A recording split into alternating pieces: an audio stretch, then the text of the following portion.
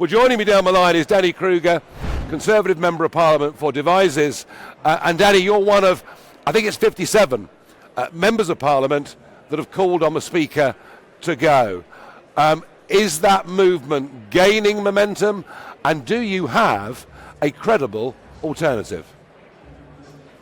I think there has been growth today in the numbers of people who've signed that motion. So, yes, whether it'll grow much more, we'll see. And no, I'm not aware that there is an obvious alternative, but there's a number of deputy speakers who could step up if Lindsay steps down. But listen, Nigel, your analysis is right. The real problem we've got here is that a significant number of people in this country are prepared to make death threats against politicians, so significant that those MPs fear for their safety, and I'm afraid to say appear to have been pressured into changing their vote or to communicating to their party leadership that they need to vote in a certain way because of this threat.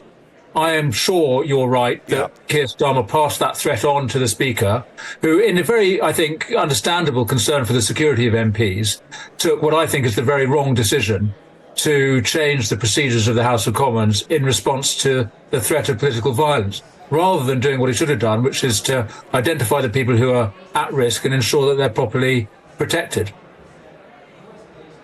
Well, I'll put it to you, Danny. I mean, last night there was quite a big demonstration going on in Parliament Square. Everyone waving Palestinian flags, projections onto Big Ben, from the river to the sea. Palestine shall be free.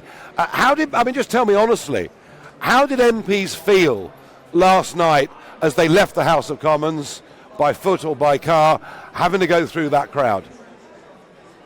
Well, I think most of us left by alternative routes because we were aware of the demonstration. I must say I didn't know while we were in there that those slogans were being projected onto the building. That is a very serious thing. And I think I share your concern about the Met's response to that. So the fact is that is a genocidal call to arms. And while sometimes it might be acceptable to say it in certain circumstances, last night and the side of Big Ben is not that time and place.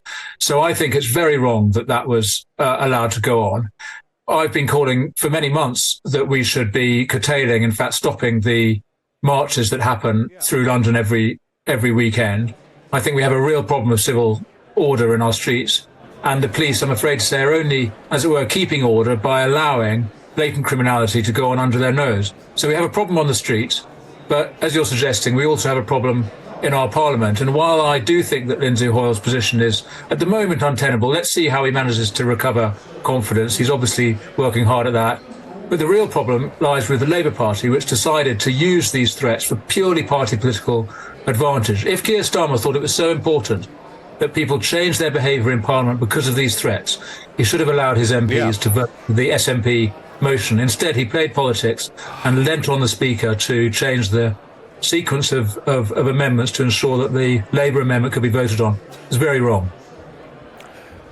Everything says to me, Danny, that what we saw in London yesterday, what we saw outside Parliament, inside Parliament, the decision of the Speaker, everything says to me that sectarian politics is now here. Something we've seen it in Northern Ireland, but never in our lifetimes in our country have we seen religious sectarianism in politics. And my contention is that it's now here, and I'm afraid I think it's here to stay. What say you?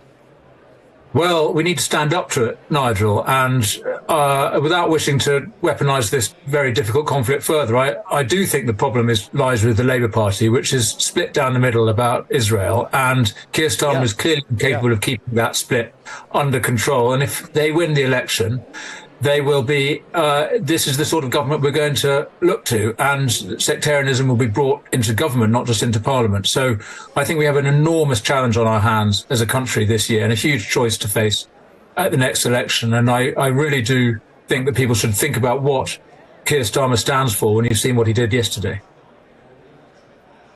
Yep, well, Danny Kruger, thank you very much indeed for joining me.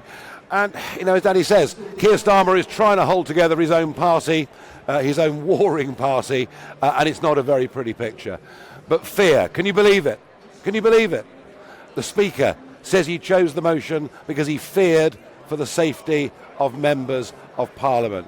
What have we done to our country? How have we allowed completely separate cultures to develop within Britain with groups of people who appear to absolutely hate everything we stand for.